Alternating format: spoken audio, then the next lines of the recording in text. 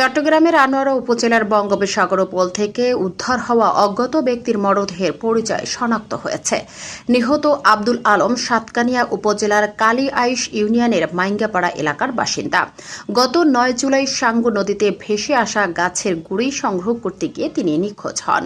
গণমাধ্যমে প্রকাশিত উদ্ধার হওয়া মরদেহের ছবি দেখে পরিবারের সদস্যরা চট্টগ্রাম মেডিকেল কলেজ হাসপাতালে গিয়ে মরদেহ শনাক্ত করেন।